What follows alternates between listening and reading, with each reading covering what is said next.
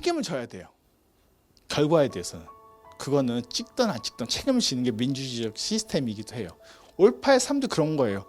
올파가 가장 훌륭한 어머니일 수 있다고 제가 느꼈던 순간들은 뭐냐면, 저것이 어리석은 결과와 정말 끔찍한 가족의 파멸로 나타나긴 했지만 저 엄마는 어쨌든 계속 책임을 지려고 하는 엄마라는 건 확연하게 느껴져요. 그래서 저는 올파를 기본적으로 존중합니다. 왜? 그것이 자기에게서 비롯됐든 어떤 혁명의 기운 속에서 비롯됐든 어떤 자기가 이 4명의 딸들을 놓은 채 리비아로 떠나서 돈을 벌어와야 되는 현실에서 비롯됐든 여러 가지가 다 중층돼 있을 거예요. 하나만 아니겠지만 그 결과에 대해서 일어났을 때 올파는 끊임없이 딸을 어떻게 데려오려고 노력해요. 그래서 고프란이 떠났을 때도 둘째한테 계속 물어보잖아요.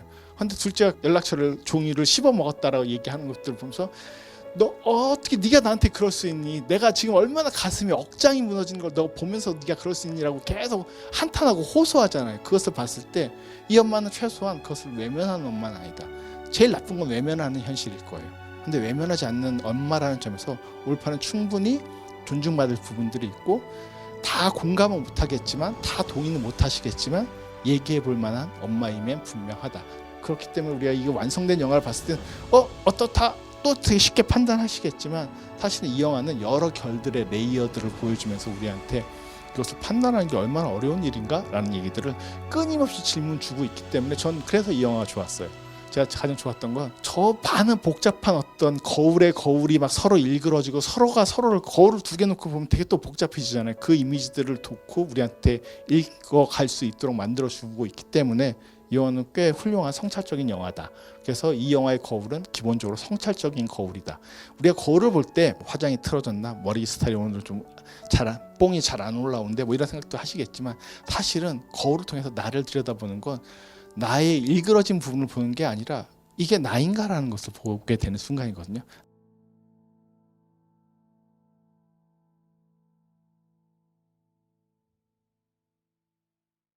이 이미지가 뭐 가장 이 영화의 전체적 마스터 이미지 중에 하나인 것 같아요.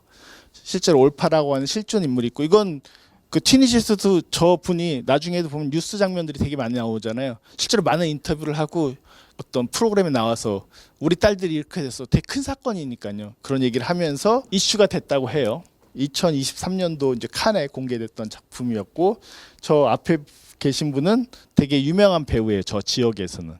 실제로 저 배우가 이제 재연할 건데 괜찮겠니 그랬더니 싫어하셨을까요? 좋아하셨을까요? 좋아했던 거죠. 근데 실제 다큐멘터리 찍으면서 생긴 가장 어려웠던 문제 중에 하나는 뭐였었냐면, 너무 많은 방송 인터뷰를 하다 보면 저 사람이 하는 말이 진짜가 아닌 거죠. 그런 느낌들 이제 언뜻 받게 되죠. 그러니까 이 작품은, 이 감독은 꽤 명밀한 사람이라고 느껴지는 것 중에 하나가, 뭔가 진짜를 끄집어내고 싶었는데 저 사람과 저 사람의 지금 두 딸들, 어린 셋째와 넷째를 인터뷰하는 것만으로는 부족하다고 느낀 거예요. 진짜를 끌어내기가 되게 힘드니까.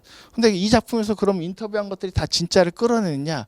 그렇지 않을 수 있었을 것 같아요. 그래서 자꾸 다른 프레임들을 주는 거예요. 재현을 시키고 재현을 지켜보게 하고 재현 현장에 같이 또 놓여지게 함으로써 다른 각도를 만들어서 최대한 끄집어낸 어떤 종합된 것을 우리한테 전달하고자 했던 거죠. 이 영화가 현실과 재현, 그리고 극과 다큐, 여러 가지 경계 지점들을 영화라는 프레임 속에서 복잡하게 좀 다뤄내고 있다라는 생각을 해보게 됩니다. 카우타르 벤 하니아 감독은 한국엔 아직도 친숙한 감독은 아니긴 해요. 피부를 판 남자, 뭐 이 정도로 번역되는 영화도 소개가 돼 있습니다. 여기는 모니카 벨루치 같은 프랑스의 대표적 배우가 같이 참여를 해서 베니스 영화제에서 소개가 됐었고요. 이게 이제 봉준호 감독도 기생충으로 탔던 국제장편 영화상이라고 이제 이름이 바뀌었는데, 그 전까지 뭐 외국어상 뭐 이렇게 명칭되다가 그 부분에 후보에 오르기도 하고, 그리고 23년도에 오늘 보신 올파의 딸들이 경쟁 부분에 올랐다는 건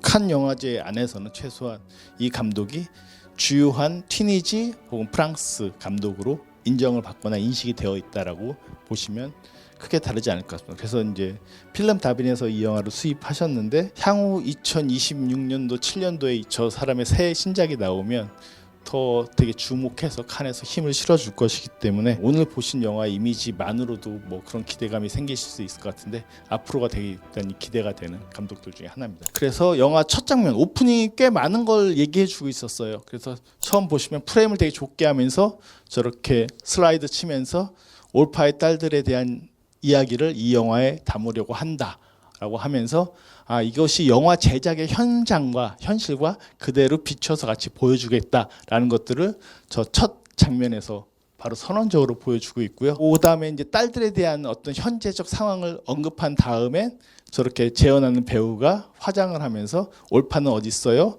뭐 나를 만나는 거 어떻게 생각해요? 그랬더니 뭐 그런 얘기를 하죠. 저 분장해 주시는 분이 첫째 딸, 둘째 딸을 누가 연기하는지를 더 궁금해해요. 뭐 이런 얘기들 하면서 나보다 그럼 나만 긴장하고 있는 거예요?라고 더 배우가 얘기하는 장면들도 보셨고요. 이렇게 대사도 치죠. 나를 만나는 게 떨릴까? 뭐 이런 얘기들을 하면서 이 영화가 기본적인 출발점이 영화에 대한 얘기, 영화이자 다큐적인 이미지와 실제로 재현하는 것들 사이의 간극들을 오가겠다라는 것을 오프닝 시퀀스를 통해서 충분히 관객들에게 또 전달해서 보여주고 있습니다.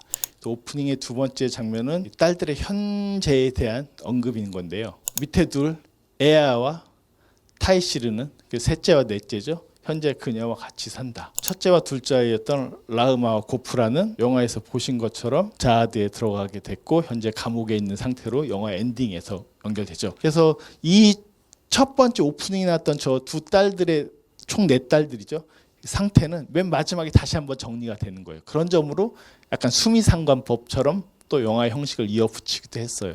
그런 것들도 유심히 보시면 재현하는 배우들도 그렇지만 딸들이 진짜 너무나 또 미모도 출중한 경우들에 속해서 이들이 갖고 있는 어떤 욕망과 딸들이 갖고 있는 어머니 세대가 갖고 있는 욕망과 좀 다르게 복잡한 현실들이 영화 속에서 직접적으로 혹은 간접적으로 계속 언급되거나 또 등장하기도 합니다. 라흐마와 고프라는 그 다음에 이어지는 대사가 늑대의 먹이가 되었다라면서 딱 던져주는데 저게 도대체 뭐지? 라고 보실 수도 있어요. 왜냐하면 영화를 처음 보면 어떤 정보가 없으면 도대체 늑대의 먹이가 됐다는 건 뭐야?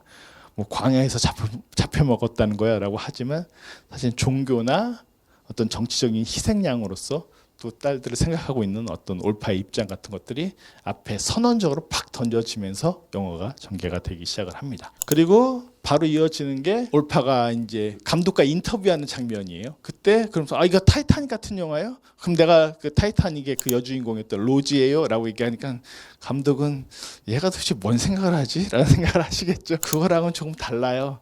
배우가 당신 캐릭터를 연기할 거예요 라고 얘기하면서 그런 간극을 처음부터 아예 노골적으로 보여주고 있어요. 그래서 우리가 그 점을 좀 잘 받아들여야 돼요. 이 영화는 올파가 꽤나 힘들었고 뭐 리비아에서 노동하고 저 딸들을 기르기 위해서 노력했구나라고 생각할 수 있지만 한편으로는 뭔가 우둔하고 어리석구나라는 것도 또 충분히 받아들이게 되잖아요.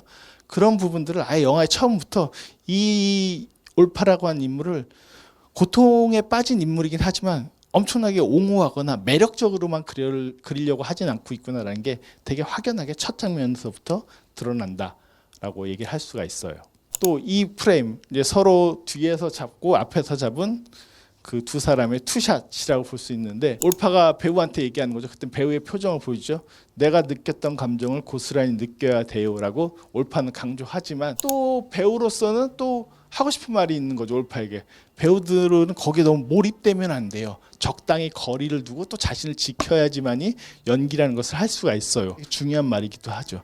그래서 그것들이 사실 이 영화 전체를 구성하는 가장 기본적인 원리예요. 올파 입장에서는 내 감정을 네가 대변해 준다고 하니까 고스란히 느낄 수 있어야 돼. 하지만 배우는 아니야. 일정하게 그 상대와 대상과의 또 거리를 두면서 재현을 해야지 내가 될 수 있어. 아무리 재현 다큐라고 할지라도 우리는 재현 다큐를 알고 있는 게 그냥 서프라이즈 수준밖에 몰라서 그래요. 실제로 현실의 많은 것들을 영화 속에서 재현하는 특히 다큐의 되게 중요한 구조로 뭐 그럼 이게 페이크 다큐냐? 약간의 그런 또 요소도 적극적으로 끌어당기고 있는 거죠. 그런 걸 할 때 사실 실제로 벌어진 현실과 그것을 재현하는 배우들 사이의 윤리적 부담감이나 간극들이라는 것은 항상 발생할 수밖에 없거든요. 근데 이 영화는 그것이 이 감독의 고민이었기 때문에 그것을 고스란히 보여주면서 이런 오프닝에서 올파와 배우 사이의 차이, 어떤 대비적 효과들을 저렇게 씬으로 구성해서 정확하게 뒷모습을 잡으신가 또 앞모습을 잡은 씬으로 180도를 확 깨어 부수면서 카메라가 그렇게 차이들을 보여주면서 관객들에게 전달하고자 합니다. 그래서 가족들이 또 다 모여서 사실 이 영화의 또 되게 중심적인 프레임 중에 하나죠. 현재 집에 남아있는 그 올파와 셋째와 넷째를 보여준 다음에 또 라흐마와 고프란을 연기할 배우를 이 안에서 투영시켜서 보여주게 됩니다. 그러면서 이렇게 인사를 하는 장면들 저쪽 안에서 그 배우들이 등장하는 고프란은 약간 이제 머리가 곱슬곱슬 하신 분이죠. 그리고 라흐마를 연기하실 분들을 이렇게 보여주고요. 이들이 또 이렇게 같이 있는 프레임을 보여주고 있습니다. 그래서 되게 중요한 게 이 과정들이 이 가족한테는 한편으로는 전 그렇게 생각이 들었어요. 일종의 치유 프로그램 같은 거죠. 그 시대를 재현하는 어떤 연기들을 해보면서. 그래서 실제로 저 재현하는 배우들이 되게 중심이 될 것 같은데 영화를 보면 볼수록 전개가 되면 될수록 실제 올파도 그렇고 특히 저 두 딸들이 되게 중심에 막 서 있는 화면 비중에서도 훨씬 더 많이 차지하고 있다는 것을 확인할 수가 있대요. 이미 감옥에 있는 딸들이자 현재 남아있는 이 딸들이 다 같이 있게 됐을 때 이때 되게 재밌는 게 원래 고프란이 더 수줍은 성격의 배우신 것 같아요. 그래서 저쪽 끝에 있었는데 아니야 원래 고프란이 되게 여성스럽고 여성하고 되게 살가워서 옆에서 엄마 옆에 항상 팔짱을 끼고 있어 라고 해서 이렇게 옮겨와서 실제 앉아 있으니까 올파가 이건 가짜잖아요. 사실은 절반은 없는 딸들이잖아요. 현존하는. 근데도 불구하고 눈물을 흘리게 되죠. 우리가 꼭 사실이어야지만이 다큐여야지만이 이것이 진짜라고 생각하기 쉽지만 영화라는 이미지는 어떤 면에서는 허구와 사실의 구별을 크게 하지 않는 경계의 구역들이 얼마든지 있을 수가 있어요. 근데 최소한 이 영화를 통해서 저 올파가 처음으로 이렇게 가족이 단일하게 다 모여있는 저 이미지를 보면서 눈물을 흘리게 됐을 때 눈물을 흘리게 하는 것은 이게 사실이기 때문에 눈물을 흘리는 것이 아니라 본인이 마음에 품고 있던 가족, 상상했던 가족 이런 것들이 결합될 수만 있다면 쉽게 말해서 제가 쓰고 싶었던 문장은 허구가 눈물을 흘리게 할 수 있다면 그게 진짜 아니에요? 그게 진실이 아닐까요? 저 올파의 마음속에 있는 것들 저 감독이 초안에서 저 딸들의 재연 배우들 관심 있었다고 했잖아요. 자기를 대신해줄 그 유명한 튀니지의 배우도 중요하지만 아랍의 배우도 중요하지만 사실은 자기의 어떤 상실감이자 그 부재를 느끼고 있는 고프란과 첫째와 둘째의 재현할 배우들이 이렇게 드디어 모여서 한 소파에 나란히 앉게 되었을 때 올파는 눈물을 흘릴 수밖에 없는 거죠. 왜? 이것이 자기가 가장 원하던 것들 중에 하나였지만 현재에서는 이룰 수 없는 부재하는 이 영역들이니까요. 근데 그것이 이렇게 채워졌을 때 이 허구성이 눈물을 흘리게 할 수 있다면 그것이야말로 영화의 한 진짜적 힘이 아닐까라는 생각을 해보게 되는 순간이기도 합니다. 그리고 올파에 대한 얘기들을 해줘요. 이게 결혼했을 때 당시 그래서 올파가 스스로 남자가 됐다. 집에 어렸을 때도 자신의 엄마를 지키기 위해서 남자들이 맨날 침범해서 들어왔고 그런 것들을 지키기 위해서 스스로 남자가 됐다. 다 두들겨 팼다. 라는 얘기들을 이렇게 보여주고 그것을 재현하는 배우가 지금 거울 앞에서 계속 또 연습하는 또 그런 장면들도 영화 속에서 보셨어요. 실제로 진술도 있지만 그것을 재현하게 됐을 때 약간 거리를 두고 그 감정은 무엇이었을까? 여성으로서 자신을 지키고 자신의 엄마를 지킨다는 것. 이것은 그대로 딸들에게도 또 부여되는 이미지이기도 했었거든요. 그런 것들의 거울의 어떤 반영성들을 이 영화 속에서는 계속 씬으로 던져주면서 어떤 사건이 있어요. 분명히 엄마를 지키기 위한 어떤 남성들과의 관계 속에서 그런 관계들도 있었지만 그런 것들이 재현됐을 때 또 어떤 이미지로 다가오게 될까라는 것을 저에게 거리를 두고 보게 만들어주죠. 재현한다는 것은 일정하게 그것이 가짜라는 것을 알게 되는 순간에 저 가짜야 라고 해서 그걸 무시하게 되는 것이 아니라 일정한 낯설게 하기, 거리두기 효과를 또 발생시키기도 해요. 그래서 사실은 이 영화는 끊임없이 거리두기를 통해서 올파 혹은 올파의 딸들을 바라보게 만들어줘요. 저 실제로 있었던 사건이기도 했던 저 사건을 우리가 거리를 두고 바라봤을 때 어떤 성찰을 두고 과연 이 사건은 왜 일어났어야 되는가? 도대체 이 일은 무엇인가? 라는 것에 대한 또 다른 질문을 가능케 해주기도 합니다. 올파의 부부 생활에 대한 이제 진술들이 나오고 재현하는 장면들이 나오게 되는데요. 첫날 밤에 남편의 누이가 와가지고 구석에 처박고 해버려라는 말을 했다라는 얘기들. 여러분들이 상상하기 힘들겠지만 참 한 시대 때 특정한 국가나 지역이나 심지어 한국에서도 저런 성의식들은 꽤나 가지고 있죠. 그래서 한국 사회에서 뭐 젠더적 이슈들이 최근에 크게 터졌었지만 그 안에서 보고 있으면 전 세대의 성에 대한 의식과 현 세대의 성에 대한 의식과 현 세대 안에서도 또 남녀의 성에 대한 의식적 차이들은 여전히 큰 갭들을 가지고 있어요. 이 장벽들을 하나로 통합하는 게 과연 가능한가 싶은 정도로 그런 것들이 사실 이 장면들을 봤을 때는 꽤 오래된 시절인 것 같지만 그렇지도 또 않아요. 사실은 몇십 년 전에 있었던 상황들이 한국 사회에서도 또 다른 방식으로 호출이 되고 뭐 그런 부분들을 보여주게 되고요. 너무나 재밌었던 그 다음 장면이죠. 올파가 진술하는데 남편이 피가 묻은 시트를 들고 막 나가서 선전했더니 사람들이 다 좋아하고 환영하고 첫날 밤 파티가 이루어졌다 이렇게 얘기하는데 한편으로는 올파가 정말 저렇게 남편을 코에 피가 나도록 팰 수 있었을까? 그 의문 안 드셨어요 볼 때? 저 올파의 말은 사실일까? 과거에 대한 진술은? 우리가 저것을 아는 건 오로지 올파의 진술을 통해서만 알고 있는 거잖아요. 근데 정말 저 정도로 했을까? 과연 이 영화 속에서 다뤄진 것처럼 진짜 남편을 패가지고 남편이 이렇게 재현하는 배우가 코에 피가 묻고 그걸 시트로 막 뭉겨서 정말 저렇게 했던 게 정말 사실일까? 저는 약간 좀 의심스럽거든요. 저 올파의 말도 지금은 왜 자기에 대해서 설명해야 되는 순간이잖아요. 과거에 자기가 어떤 여자였고 어떤 엄마였고를 드러내게 되는 순간에 그 안에 정말로 0.001%의 MSG가 없을 수 있을까? 우리가 이 영화를 다 보고 나서 한번 생각해 보세요. 순도 높은 진실이라고 할지라도 그 순도 높은 진실과 과연 또 그건 뭘 의미하는 것일까? 등등의 질문들을 자연스럽게 하게 되는 거죠. 이 거울이라는 것은 항상 일그러진 반영적 효과들이 있어요. 일정한 왜곡들이 있기 마련이고 우리가 거울 보면 뭐 인기 있는 거울들 한데 그런 거울들 아니었습니까? 거울 보면 이렇게 키가 늘어난 것처럼 보이는 거울이 인기 있는 건 우리 거울을 들여다보는 건 스스로의 직접적인 자신과 대면한다고 생각하기 쉽지만 아니에요. 거울이라는 것 자체가 이미 왜곡시키는 거예요.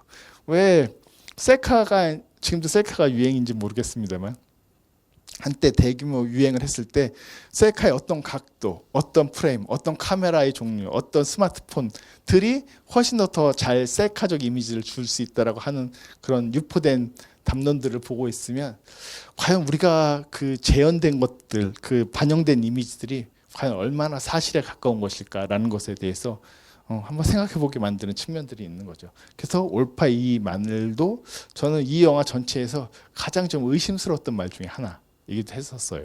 여러분들 어떻게 받아들이셨는지 모르겠습니다만 그렇게도 볼 수 있지 않을까 싶은 생각도 들었었고요. 심지어 이제 재현하는 배우가 이 여자와 텔레비전을 보면서 걸레라는 단어가 나왔을 때 서로 이제 대화하는 그런 부분들에 대한 거예요. 그 부분에 대해서 어떻게 생각하냐고 직접적으로 배우들끼리 서로 토론하는 장면들을 또 마치 찍어서 보여주면서 과거에 정말 저런 식으로 대화하지 않았겠지 자기 남편과.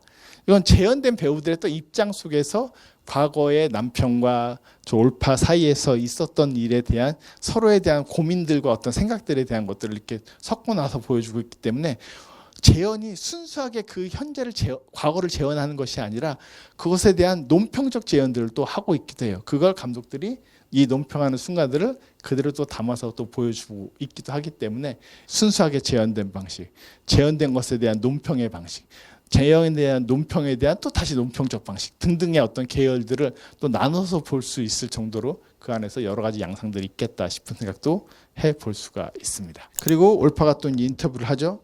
남편과 주로 섹스를 했던 건 뭐 출산을 위해서 돈을 그 경제적인 능력이 없었기 때문에 남편의 돈 때문에 섹스를 하기도 했었다라는 얘기도 하는 것도 되게 씁쓸한 얘기들 중에 하나죠. 어쨌든 그 결혼의 결과 이렇게 내 딸들을 낳는 저 장면들은 이게 어떤 출발점이자 원형인데 그 결과가 사실은 이 올파한테도 그렇고 이 딸들한테도 이 가족적 상처와 고통이 됐다라는 이미지 면에서 이 장면은 그냥 쑥 흘러가는 뭐 누구나 다 갖고 있는 초음파 사진 중에 하나였겠구나라고 생각하실 수도 있겠습니다만 저 씨앗들, 저 결과들이 나중에 이 가족에게 어떤 의미와 어떤 결과로 다가왔나 그리고 티니지 사회뿐만 아니라 우리가 이 영화를 봤을 때 이 엄마 올파와 내 딸들 이미지를 생각해 보면 참 저 이미지는 그냥 되게 가치 중립적이고 평범한 것에 불과한 것인데 그 결과는 전혀 예측 불허의 어떤 다른 미래를 상징하고 있죠. 그래서 나중에 보면 올파 그런 얘기를 해요. 자신은 현재가 무서운 게 아니라 미래가 두렵다고. 이게 사실은 그런 이미지를 대변하는 거예요.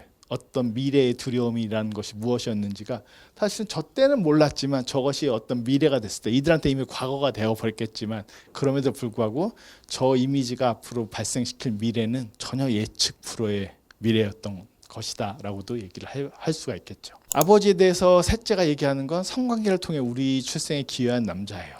참 끔찍한 말이기도 하죠. 아버지가 가르쳐준 것은 욕밖에 없었다 라고 하는 말도 상당히 끔찍한 말이기도 하고요. 그런데 올파 또한 되게 전통적인 그 관습에 대한 여자이기도 했었어요. 이렇게 올파와 올파를 재현하는 배우와 두 딸들끼리 이렇게 놓고 있을 때 다리 사진을 찍었다고 엄마가 때릴까 봐 겁났다라는 얘기를 하게 되고 실제로 내 딸들이 위험한 영역에 발을 들인 거로 자기는 그 사진을 보고 봤었다. 그러니까 당신한테는 몸이 위험한 거네. 배우가 논평을 해주기도 하고 이런 식으로 되어 있기 때문에 사실은 저 유명한 저 배우분이 올파를 그냥 순수하게 재현하기보다는 이 가족 안에서 엄마의 또 다른 제3의 엄마 혹은 제2의 엄마로 들어와서 이 상황에 대해서 또 논평을 해줄 뿐만 아니라 그냥 비판적으로 또 얘기를 해주기도 해요. 올파 너도 문제가 있는 거 아니야 라는 얘기들을 올파를 연기하는 배우가 해주고 있다 보니까 그 미묘한 거리감들이 이 영화에서 꽤나 중요하게 또 작용하는 순간들이 되기도 합니다. 무엇보다도 올파는 자신의 몸을 지키기 위해서든 남편에게 성을 쉽게 허락하지 않았던 여성이기도 하지만 딸들에 대해서는 그 몸을 또 자기처럼 지켜야 된다는 강박 속에서 계속 그것을 보호시키다 보니까 그것이 과잉되기도 하죠. 뭐냐면 자신은 그 히잡을 쓰는 거 싫어하지만 딸들이 히잡을 쓰는 것에 대해서는 너무 좋았다라고 얘기하는 있는 걸 보면서 도대체 뭐지? 이게 왜곡된 어떤 성의식일 수도 있는 거잖아요. 올파가 가지고 있는. 그것이 이 영화에서 이제 노골적으로 여러 번 등장하기 때문에 그것만 놓고 봐도 올파의 딸들이라는 제목을 갖고 있는 올파의 내 딸들에 관한 영화인데 그것을 발생시킨 게 역사나 정치나 티니지가 갖고 있는 이슬람 문화의 종교적인 어떤 전통의 문제들도 있겠지만 그 무엇보다도 올파가 그 기원일 수도 있겠다는 생각이 드는 거죠. 딸들의 왜곡된 성의식이나 뭔가 왜곡된 어떤 선택들에 대해서는 그 무엇보다 강력한 친밀성을 구성하고 있었던 올파의 문제거든요. 근데 이 영화는 그렇다고 해서 올파한테 직접 돌을 던지지는 않아요. 그럴 수가 없는 거죠. 왜냐하면 올파도 그 시절 속에서 그 시스템 속에서 일정한 희생양에 불과할 수도 있는 거였었으니까 이게 되게 이중적, 삼중적으로 되게 착종된 결과물들인 거예요.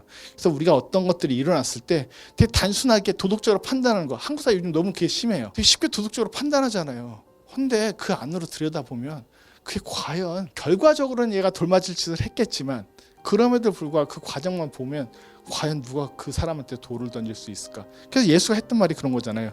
너희들 중에서 아무 죄 없는 사람 있으면 이 여자에게 돌을 던져라. 니들도 똑같은 놈들 아니야? 라고 말하니까 돌들을 던지다 말고 다 내려놨다라는 얘기가 있는 우화처럼 이 우화는 무려 2000년 전에 쓰여진 우화인데 지금 여전히 우리에게도 유용한 것들 중에 하나예요. 왜 우리는 이렇게 도덕적으로 완벽하다고 생각하면서 돌을 던지죠? 쉽게 연예인에 대해서 판단하거나 할 때도 보면 어제도 전 이제 가족들하고 그런 얘기를 하고 있다가 보면 너무 답답할 때가 있어요. 왜 우리는 그것을 이렇게 선명하게 도덕적 완벽주의자라는 설정을 놓고 얘기를 하는가? 되게 쉬운 거 아니에요. 너희들 중에 죄 없는 자가 있으면 돌을 던져라. 근데 우리가 과연 누구한테 누가 돌을 던지고 있다는 거예요. 근데 인터넷 댓글은 쉽게 돌을 던지고 있어요. 이것이 돌이 되는 문화가 되는 순간에 대단히 폭력적일 수 있는데 이 올파의 딸들을 보면서 저는 자꾸 우리의 현재를 생각하게 돼요. 자연스럽게. 그런 부분들이 여러분들한테도 느꼈으면 좋겠어요. 올파의 이런 이중성이 보여주는 장면을 그대로 노출하면서 올파가 문제가 있어 라고 말하는 건 쉬워요. 근데 과연 우리가 올파한테 돌을 던질 수 있겠냐고요. 그런 건 전혀 또 다른 문제거든요. 근데 돌을 던져요. 우리 사회는. 우리 사회는 돌 던지는 사회 아니에요? 너무나 쉽게 서로 누가 네가 쟤 찍었지 네가 쟤 찍었지 하면서 계속 돌 던지는 사회잖아요. 과연 그럴 수 있어요? 어떻게든 민주주의가 어리석은 제도일 수도 있겠습니다만 그럼에도 불구하고 어리석다라고 이제 딱 그것만 나가면 사람들이 또 저한테 욕을 하겠지만 책임을 져야 돼요. 결과에 대해서는. 그거는 찍든 안 찍든 책임을 지는 게 민주주의적 시스템이기도 해요. 올파의 삶도 그런 거예요. 올파가 가장 훌륭한 어머니일 수 있다고 제가 느꼈던 순간들은 뭐냐면 저것이 어리석은 결과와 정말 끔찍한 가족의 파멸로 나타나긴 했지만 저 엄마는 어쨌든 계속 책임을 지려고 하는 엄마라는 건 확연하게 느껴져요. 그래서 저는 올파를 기본적으로 존중합니다. 왜? 그것이 자기에게서 비롯됐든 어떤 혁명의 기운 속에서 비롯됐든 어떤 자기가 이 4명의 딸들을 놓은 채 리비아로 떠나서 돈을 벌어와야 되는 현실에서 비롯됐든 여러 가지가 다 중층돼 있을 거예요. 하나만 아니겠지만 그 결과에 대해서 일어났을 때 올파는 끊임없이 딸을 어떻게 데려오려고 노력해요. 그래서 고프란이 떠났을 때도 둘째한테 계속 물어보잖아요.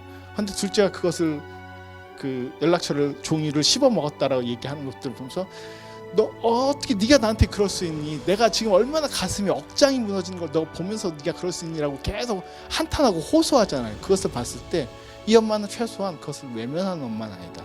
제일 나쁜 건 외면하는 현실일 거예요. 근데 외면하지 않는 엄마라는 점에서 올파는 충분히 존중받을 부분들이 있고 다 공감은 못하겠지만 다 동의는 못하시겠지만 얘기해 볼 만한 엄마임엔 분명하다. 그게 아마 이 감독이 사실 이 작품을 꽤 오랫동안 걸려서 찍었거든요. 찍다가 아까 얘기했던 내 피부를 판 남자라는 영화를 다시 찍기 시작했어요. 한동안 좀 거리를 두고 지켜봤다가 다시 또 이 영화를 찍은 거예요. 한 6년 정도에 걸쳐서 이 영화가 결국 완성이 될 수밖에 없었어요.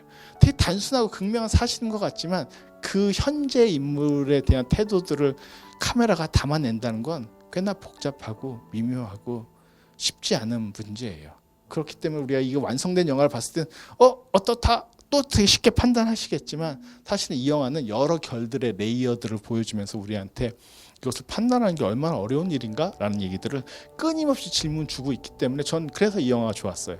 제가 가장 좋았던 건 저 많은 복잡한 어떤 거울에 거울이 막 서로 일그러지고 서로가 서로를 거울을 두 개 놓고 보면 되게 또 복잡해지잖아요. 그 이미지들을 놓고 우리한테 읽어갈 수 있도록 만들어주고 있기 때문에 이 영화는 꽤 훌륭한 성찰적인 영화다. 그래서 이 영화의 거울은 기본적으로 성찰적인 거울이다.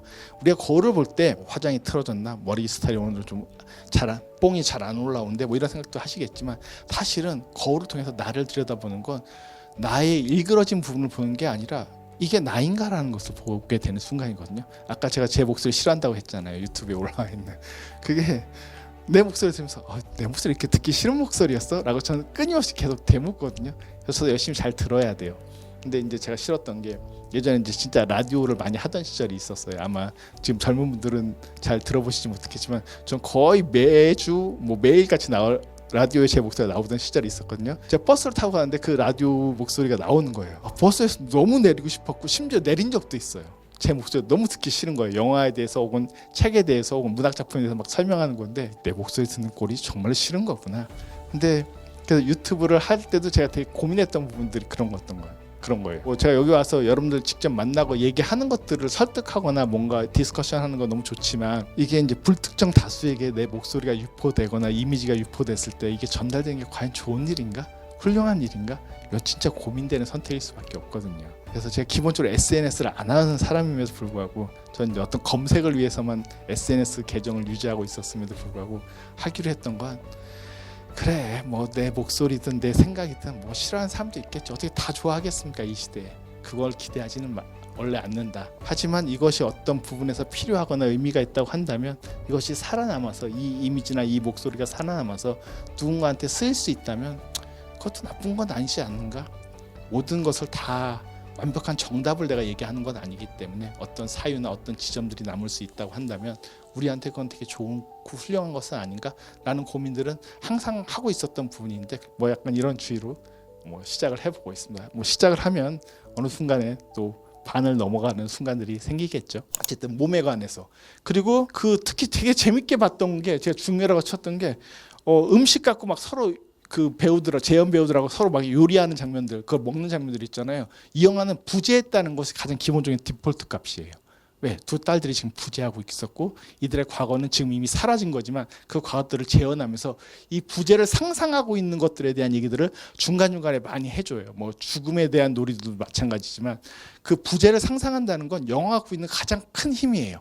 우리가 영화를 리프레젠테이션, 재현을 했을 때 이야기를 가끔 이제 설명도 드리는데 유튜브에서 올라와서 저도 보다 보면 철학적인 걸 설명하는 거 참 부질없구나 라고 하는데 왜 영화의 기본적 이미지는 부재하는 것들을 다시 불러일으키는 거잖아요. 그걸 리프레젠테이션, 다시 현재화한다라는 뜻인 건데 이 부재적인 이미지가 이 영화에서 되게 중요하게 현재화시킬 수 있는 그것이 재현의 가장 가까운 이미지자 굳이 재현 배우들을 쓰는 의미이기도 해요.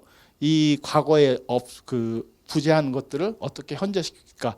그때 이 두 배우가, 그러니까 올파와 재현하는 배우가 그 과거를 얘기하는 부분들이 가장 따스하게 느껴지기도 했었어요. 왜냐하면 우린 부재는 이미 지나간 것들이지만 이 올파의 기억 속에서는 가장 또 좋았던 순간이기도 하기 때문에 그런 부재를 상상하는 장면들이 이 영화에서 꽤나 매력이 있었다라고 말씀드릴 수가 있을 것 같고요. 자기가 그 딸들에게 계속 뭐 너희 뭐 창녀 될래 뭐 이런 얘기를 실제 하기도 하잖아요.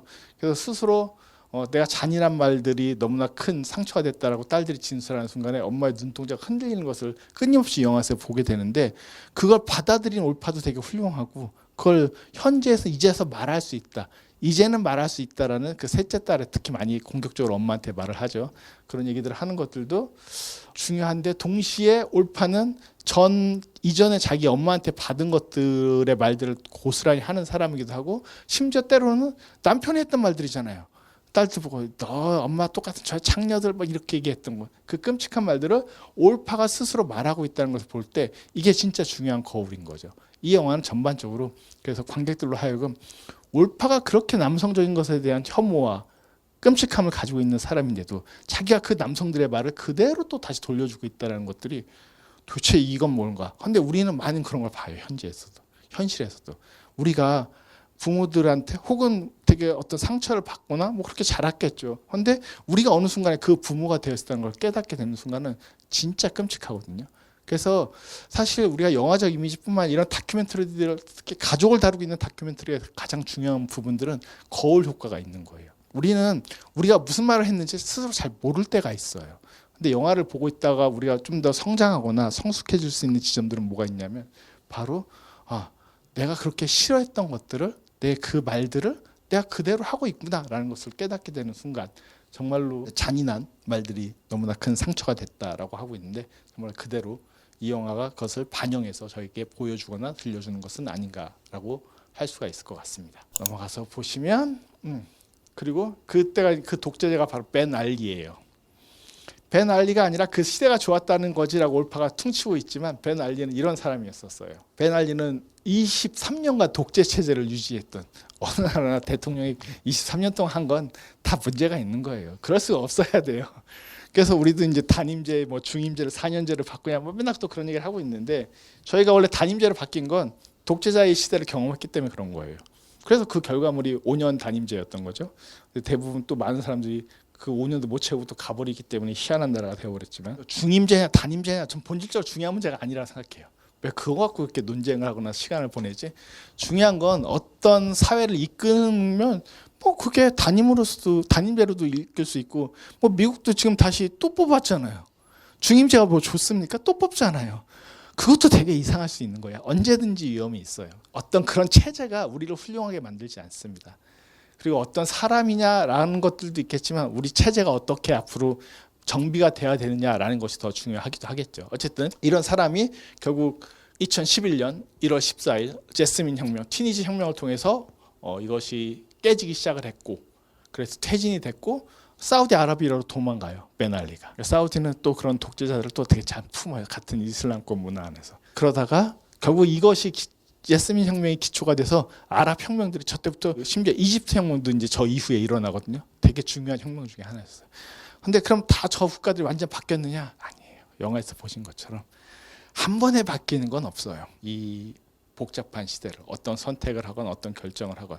근데 어떤 선택을 해도 이상한 건 항상 잔존해 있어요.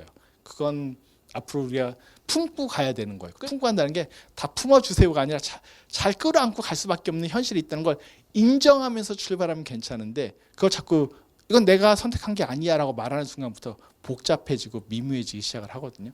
잘 품고 갔으면 좋겠어요. 어쨌든 그랬는데, 이 벤 알리 시대 때 있었던 그 노래들을 막 지금 하고 앉아 있는 거예요. 이걸 재현하는 건 일부러 감독이 대단히 강렬한 의도인 거죠. 이건 튀니지 색깔이에요. 그래서 이들이 막 그 내 딸들이 그때 있었던 그 약간의 프로파간다적인 그 노래들을 막 부르는 장면들 아마 영화에서 보셨을 텐데, 일부러 약간 거울처럼 우리한테 비꼬 와서 보여주고 있는 순간들이기도 한 거예요. 이 영화도 거울 같은 영화일 수도 있고, 이 벤 알리의 시대에 대해서 엄마가 갖고 있는 건 벤 알리가 좋아한 게 아니라 그 독재자가 좋은 게 아니라 그 세대가 좋았다는 거지 라고 하면서도 끊임없이 현재가 싫어요. 왜? 자기 딸들을 죽게 만들었고, 혹은 죽진 않았지만 어쨌든 다른 데 가게 만들었고 이 가족을 깨트리게 만들었으니까. 그래서 엄마는 그때는 가족들이 다 있어서 좋았어 라고 말하지만 이게 과연 좋은 건가 라는 것을 우리한테 또 반문하게 만들어주기도 해요. 그게 되게 중요한 질문들 중에 하나라고 저는 생각을 했어요. 우리는 한 번에 완성되는 사람들이 아니거든요.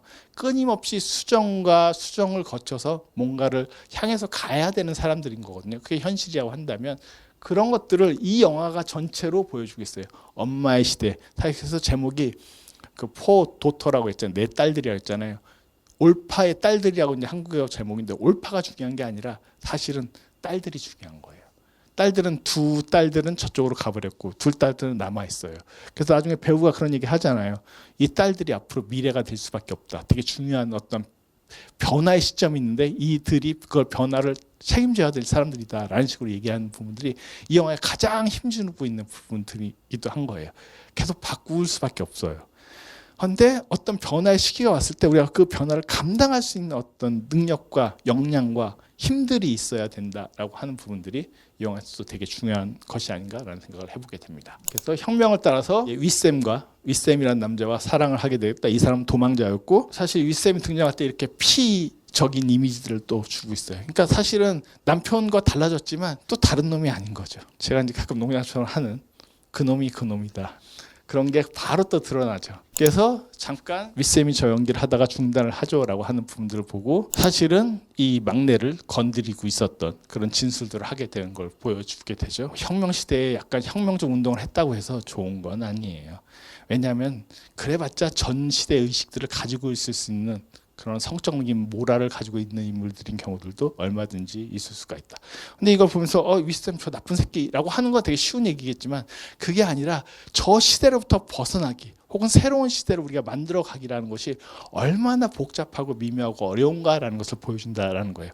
엄마는 끊임없이 여기서 딸들이 그렇게 얘기했잖아요. 윗샘이 좋았어요. 그리고 자기가 정말로 10대처럼 사랑을 했던 유일한 남자이기도 했었어요. 그럼에도 불구하고 그래서 이제 딸들은 저 윗샘을 거부할 수 없었던 부분들도 있었지만 동시에 아버지의 또 다른 성적 폭력을 경험하게 되는 그런 위치를 경험하게 되죠. 이 막내가 얘기하는 것이 중요하죠. 자기는 저기 이전에 아버지도 그렇고 윗샘도 미워할 수가 없다라고 말하는 순간에 이 기묘한 착종은 어떤 훌륭한 정신과 의사가 온다고 해서 한 번에 해결될 수 있는 문제는 아닌 거죠. 시대와 가족성과 엄마와 딸들의 관계 속에서 되게 복잡하게 얽혀있는 이 실타래들은 한 번에 풀리지는 않을 거예요.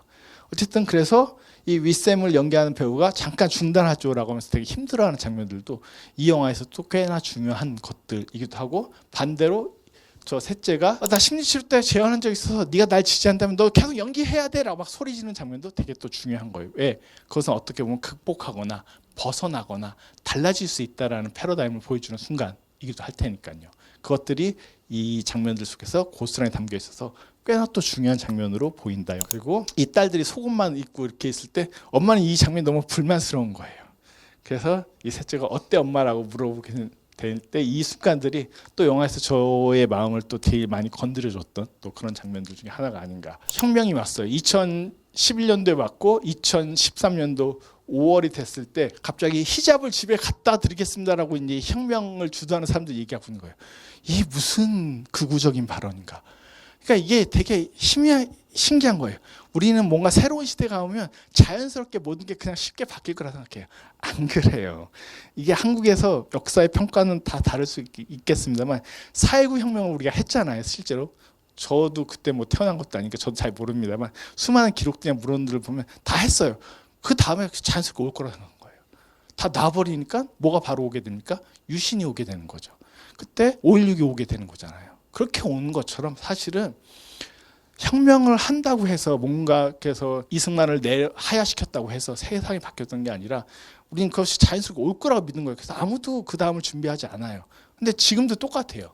항상 그래요. 이게 1960년도 4.19 때만 그런 것이 아니라 그 이후로 계속 반복돼요. 1987 때도 그렇고 지금도 그렇고. 근데 이 영화도 보고 있으면 2011년도 아까 보신 것처럼 할 일을 내려보냈지만 사우디로 쫓겨나게 했지만 갑자기 히잡이 오기 시작하는 거죠. 그러면서 히잡의 시대가 시작됩니다. 그것이 이 집에 닥친 사실은 더 본격적인 큰 사건이기도 했어요. 그 전까지는 아랍 시대는 그냥 어떻게든 버티면서 딸들끼리 잘 살고 있었다고 한다면 히잡과 함께 전혀 다른 것이 오게 된 거죠. 그래서 니캅을 쓴 뭐 히잡을 뭐 전체적인 옷이라고 하고 니캅은 얼굴만 쓰기도 하고 뭐 이렇게도 설명을 하는데 첫째가 구프란이 예쁜 머리에 왜 예쁜 얼굴을 왜 가려라고 이제 하는 입장들이 그 시대에 있었지만 결국에는 다 이 딸들이 히잡을 니캅을 쓰게 되는 이후의 과정들이 나오게 됩니다. 딸들은 니캅을 쓰는데 엄마는 저게 뭐냐고 이렇게 얘기할 수도 있지만 맞아요. 엄마가 진술하는 것 중에 가장 중요한 것은 이 니캅을 쓰고 있는 딸들을 향해서 이런 얘기하죠. 내가 조준하는 법, 다시 말해서 어떻게 싸우는 법을 가르쳐줬는데 그것이 결국에는 엄마는 왜 니캅을 안 써? 라고 갑자기 이 방향으로 자신이 조준당하기 시작하면서 이 가족은 파국을 치닫게 되고 일그러지게 되는 상황들이 펼쳐지게 됩니다. 그래서 혁명 이전의 니캅, 그때는 니캅을 오히려 거부했지만 쓰지 말라고 했지만 이후에는 오히려 니캅을 안 쓰는 애들을 향해서 극우적인 어떤 나중에 자하들을 만드는 사람들이 오히려 공격을 했던 그런 상황들. 그래서 니캅이라고 하는 것은 어떤 집단 사이에서 시대를 구별하는 어떤 상징이 되기도 하지만 이 가족 내에서도 니캅을 쓴 자와 니캅을 거부하는 자들 사이의 어떤 갈등과 원인들이 되고 결국 뭐 맨 마지막 쓰게 되고 둘째가 쓰게 되면서 나머지들은 당연히 니캅을 안 쓰면 언니들과 놀 수가 없으니까 또 니캅을 써야 되는 거고 그러면서 엄마만 사실 이 사이에서 또 구별이 되기도 하고 뭐 근데 심지어 올파는 자신은 니캅 쓰는 거 싫지만 딸들이 쓴 것은 또 좋다라고 하는 어떤 또 아이러니를 발생시키면서 스스로 허용해 버린 부분들이 또 생겨버리죠. 진짜 복잡한 거예요. 니캅 하나만 갖고도 이 영화는 진짜 1시간 동안 떠들 수 있을 거예요. 아마 이슬람 부분들의 여성학자들이 오셨다고 한다면 요즘은 그래서 저런 걸 또 건드리는 말 중에 하나가 MBTI가 되는 거죠. 아이들은 이상해요. 이들은 이상해. 어쨌든 뭐 MBTI 기준에 따라서 인간은 I 아니면 E 아니겠습니까? 뭐 어쩌라고 둘 중에 하나인데 그게 뭐 그렇게 큰 차이예요? 똑같다는 소리거든요. 결국에 그건 2000년 전에도 I 아니면 E였을 것이고 2000년 후에도 I 아니면 E일 거 아니겠습니까? 인간이 살아있다고 한다면 언제 멸종할지 모르겠습니다만 그런 기준에서 그게 별로 대단한 것이 아님에도 불구하고 왜 싸우는지 전 잘 모르겠습니다. 근데 니캅의 어떤 부분들이 사실은 그런 어떤 우리 문화에 있는 그 요소들을 사실은 되게 정교하거나 핵심적이거나 사실적으로 이 가족 안에서 불어닥치는 어떤 그런 코드라고 이제 얘기할 수밖에 없는 그런 코드로서 작용을 했다라는 것들이 결국 이 가족의 파국이 된 결과물로서 등장을 한다라고 할 수가 있겠죠. 그래서 조금만 더 보시면 라흐마가 이제 죽음의 놀이를 둘째 딸이 되게 좋아했었고 그래서 어떤 남자 유튜브에서 봤다는 거죠. 유튜브가 진짜 무서워요. 저도 유튜브를 하고 있기 때문에 참 저 아이러니 속에 이제 들어가는 것이기도 한데 어떤 남자가 이제 그 죽음에 대한 그것을 보고 라흐마가 자기가 직접 저렇게 시연했다라고 하는 얘기를 다른 배우가 재현하는 그런 장면인 거죠. 그래서 여기서 몇 단계의 거리를 두기 때문에 우리는 그것을 성찰적으로 보게 되는 거예요. 만약에 그 당시에서 내가 셋째나 넷째의 입장에서 그것을 직접 봤으면 되게 매혹되거나 빨려 들어갔을 수도 있을 거예요. 근데 우리는 그 얘기를 진술하고 그것을 재현하는 재현 배우를 통해서 저 이미지를 보니까 일종의 거리에 성찰적인 어떤 깊이들이 뎁스가 생기게 되는 과정들이 드러날 텐데 저 이미지나 실제로 막내를 두고 이렇게 삶의 덧없음을 알려고 라흐마가 만든 놀이를 하면서 저것을 시연한 장면을 보면서 왜 저런 놀이를 하지? 그러니까 여기서 보면 되게 재현하는 거 가짜 음식을 먹는 상상하기의 소꿉놀이 장면들이나 여러 가지가 있는데 이 장면들도 사실은 그 이미지 부재를 상상하는 것들이 이 지경까지 오게 됐다라고 했을 때 이 가족은 그 놀이가 정말 어떻게 보면 되게 비극적으로 바뀐 거죠. 옛날에 되게 즐겁게 엄마와 함께 자기도 참여했다면서 그 가짜 음식을 먹으면서 마치 성냥 그 안데르센의 동화처럼 성냥팔이 소녀의 죽음처럼 하나씩 키면서 자기 하고 싶은 욕망들 켰던 놀이를 했던 이 부재의 놀이가 이제는 종교적인 놀이 혹은 삶의 덧없음 내지는 나중에 자아드로 연결되는 저 죽음의 놀이까지 연결됐다는 생각을 하게 되면 놀이라는 것도 저렇게 어떤 순간에 어떤 지경에 이르러서는 되게 끔찍해질 수 있는 거구나라는 생각을 해보시게 되면 이것이 어떤 수준까지 오게 됐는지도 한번 생각해 볼 수 있을 것 같습니다. 일종의 귀신 들림 현상이 또 일어나기도 하죠. 엑소시즘을 하는 남자를 불러올 수 없어서 여자 테마사를 찾았다라고 하고 또 엄마가 다가왔을 땐 남자로는 부족해서 신령까지 끌어들여 라고 또 얘기하는 저것도 귀신 들림 현상. 근데 귀신 들림이라고 하는 건 실제로 정치학적으로 꽤나 중요하게 다뤄져요. 이게 무슨 소린가 하니 한 여성의 심리가 이상해서 일어나는 어떤 히스테리적 증상이 아니라 귀신 들림이라고 하는 것들은 꽤나 사회학적이고 이 가족의 모든 그 억압되어 있는 것들이 이 고프란에게 부여돼서 일어난 현상. 그러니까 보면 귀신 혹은 바로 얘기하면 억압인 거죠. 예를 들어서 장화홍련전 보시면 되게 쉽게 설명드릴게요. 하나, 장화홍련이 죽었잖아요.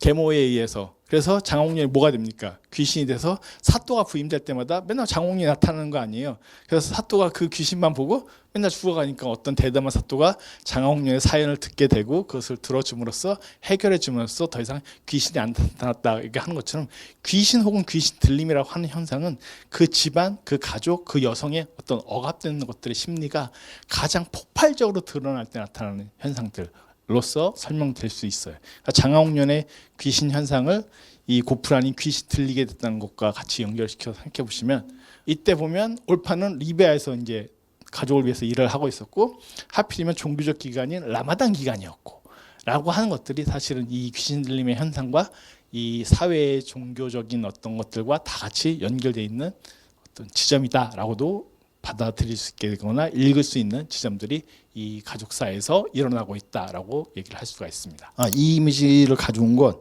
뭐 가족의 어떤 차이나 위계를 보여주는 이미지이기도 해서 가져온 것이기도 하고요. 그런데 동시에 이 영화는 되게 평면적이에요. 뭐냐면 영화는 원래 그 2D인데 화면은 스크린은 2D인데도 불구하고 깊이를 넣어서 원근법적인 소실점을 줘서 마치 인물들이 그 동선 안에서 입체적으로 움직이는 것처럼 보여주고 있는 게 원래 영화의 특성인데 근데 이 영화는 대부분의 장면들이 되게 평면적으로 보이게 찍었어요. 왜냐하면 이 가족에게 어떤 깊이나 이야기적인 어떤 소실점을 만들어주는 순간에 누구에게는 원근법적으로 힘을 줄 수 있고 누구에게는 어떤 의미를 부여할 수 있다 보니까 주인공화 시킬 수 있다 보니까 영화는 많은 재현하는 배우든 실제 올파이던 딸들이던 딸들을 재현하는 또 재현 배우들이던 되게 평면적으로 플랫하게 보여주도록 되게 노력한 영화예요. 근데 이 장면은 앞으로 생길 혹은 이 불안한 가족의 계층과 위계들 혹은 잘 보시면 이들은 어두운 곳에 놓여 있고 이들은 또 밝은 위치에 놓여 있는 것들의 어떤 차이들을 보여주면서 유일하게 몇 안 되는 뎁스가 느껴지는 순간들이자 차이가 느껴지는 순간들이자 어떤 공간감을 보여준다는 점에서 가족의 현재를 보여주는 이미지라고 말씀드렸는데 결국 올파는 결정을 하는 거죠. 이 귀신 들린 사건 이후에 딸들을 데리고 리비아에 가서 내가 하는 것처럼 이제 얘네들은 학력이 있거나 뭔가 있는 게 아니니까 다 할 수 있는 건 청소부. 근데 그 순간에 이제 일이 일어난 거죠. 유튜브를 통해서 자아드와 연결됐던 고프란이 가게 되고 라마가 가게 되고 하면서 이 집은 결국 산산조각이 나는데 산산조각이 나는 어떤 이미지를 던져준 순간들이 바로 감독이 연출했던 이 공간이 있는 그 느낌들. 여전히 평면적이긴 하지만 그래도 어떤 차이나 위계나 갈라짐의 어떤 순간들에 대한 느낌들을 이 장면을 통해서 던져주고 있다라고 할 수 있을 것 같고요. 계속 넘어와서 보시면 이제 뉴스 장면들. 뉴스는 진짜 평면적인 화면들이잖아요. 이 스크린 이미지들이 나오면서 IS의 합류. 그리고 이 문제는 과연 아까 계속 제가 반복적으로 얘기하지만 가족의 문제인가, 엄마의 문제인가, 국가의 문제인가, 종교의 문제인가. 사실 그 올파는 인터뷰에 나서 이렇게 얘기하죠. 종교 지도자들이 내 딸을 세뇌하도록 방치해뒀다 하면서 저런 식의 항변, 국가나 종교적인 어떤 이데올로기를 항변하지만 우리는 또 영화를 여태까지 봐왔기 때문에 저 엄마의 문제일 수도 있겠다라고도 생각도 들면서 사실은 그 누구에게도 화살을 돌리기가 힘든. 심지어 나중에 경찰을 찾아가잖아요. 자기 둘째 딸을 데리고. 근데 경찰도 우리가 할 수 있는 건 없어요 라고 얘기해주는 순간에 생기는 어떤 국가에 대한 허무함. 근데 많은 것들이 그래요. 저런 사건들에 대해서는 실제로 국가가 할 수 있는 건 너무나 무력하거나 무기력한 거죠. 이제 남은 두 딸은 셋째와 넷째는 그래서 그 아이들 보이는 아동 보호소에 이제 가게 되는 거잖아요. 그럴 때 얘 막내가 이때부터는 계속 선생님한테 얘기할 때 그건 신이 원하는 것은 아니에요. 그래서 막내가 처음에는 신을 얘기했고 신이 계속 얘기하니까 알았어 선생님이 계속 얘기다. 신 얘기 그만해 라고 하니까 이제 법을 가지고 얘기하기 시작하는 거죠. 한국은 이미 신이 기반되는 사회가 아니기 때문에 법이나 규칙과 질서를 가지고 얘기하고 있는 거죠. 그런데 이게 이제 나중에 막내도 그것이 바뀌었다라고 그땐 그랬다라고 얘기하고 있는 것처럼 사실은 지금의 약하다고 스스로를 합리화하는 개인들이 법, 규칙, 질서를 가지고 얘기하지만 사실은 사회는 그것보다 훨씬 더 복잡하거나 다양한 어떤 메커니즘들 뒤엉켜 있는 양상들일 거예요.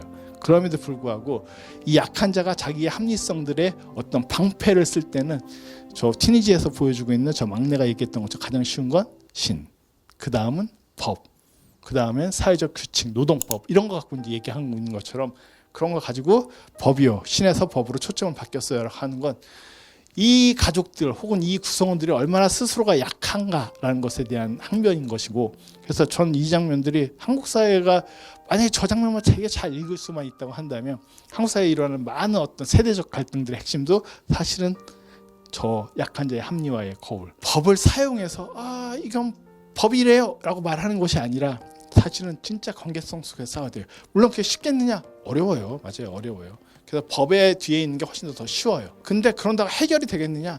아니에요. 결국에는 우리는 서로 알지 말자라고 하는 것밖에 결과적으로는 없을 수밖에 없겠다. 뭐 이런 얘기들도 하나 볼 수 있는 가장 중요하게 제가 또 다가왔던 장면이기도 합니다. 그래서 내가 송두리째 반복했다는 게 되게 무섭다라고 얘기하면서 이제 과거와 결별하기 위해서 이 영화를 찍으면서 모든 걸 다 얘기했잖아요. 그러면서 내가 내 엄마가 했던 짓을 반복했다라는 것이 되게 두렵다라고 얘기하면서 이 영화가 결국에는 이 재현하는 배우와 올파를 통해서 과거에 엄마가 했던 것들을 어떻게 극복하거나 나아갈 것인가라는 것에 대한 궁극적인 질문을 던져주고 있는 순간, 그리고 영화라는 것 자체가 되게 치유적인 거울로서의 기능을 할 수 있다는 것을 되게 명시적으로 보여주는 순간이기도 합니다. 저 감옥에서 저 막내 새롭게 난 딸과 함께 나타나는 거고, 그러면서 각자의 입장들이 있는 거죠. 막내는 내게 그냥 언니가 아니라 저 셋째는 정말 세상의 전부였다라고 말하고 있고, 그리고 셋째는 이렇게 또 얘기하죠. 언니들을 망친 이 가족이 나까지 망치게 두지는 않을 거야. 조금 더 도발적이고 좀 더 주체적인 어떤 얘기들을 하면서 이 영화는 끝이 나게 됩니다. 그래서 맨 마지막으로 넘어갔을 때 그럼 결국 미래란 무엇일까? 이 영화는 정확하게 저 딸들의 딸을 보여주고 있어요. 딸들의 딸. 저 딸들의 딸인 제 아이는 지금 보시면 영화에서 파트마라는 아이인데, 뭐 이 영화가 2023년도에 공개가 됐으니까 그때는 현재 8살, 지금은 10살이겠네요. 그죠? 10살이 됐겠죠. 파트마는 감옥에 있는 저 올파의 딸들의 딸인 파트마는 과연 어떻게 살아야 될까요? 결국 우리한테 주는 숙제예요. 저 아이를 우리는 어떻게 받아들여야 될까? 물론 티니지에 있는 우리 아이까지 저기 뭐 리바에 잡혀있는 아이까지 저희가 신경 써야 돼요 라고 하시면 할 수 없겠지만 결국엔 세계의 문제는 우리의 문제이기도 합니다. 어느 순간에는 그렇게 다가올 거예요. 그리고 2023년 1월 라우마 코프라는 리비아 정부부터 징역 16년을 받았어.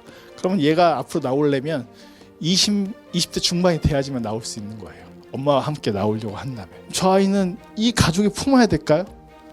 품을 수도 있을 거 아니에요. 저 아이가 범죄를 저지른 애는 아니니까, 자아드는 아니니까, 그냥 자아드에 있을 때 어쨌든 수장과 결혼을 했고 낳은 아이일 뿐이니까 어떻게 해야 되는 거죠? 어떤 게 좋을까요?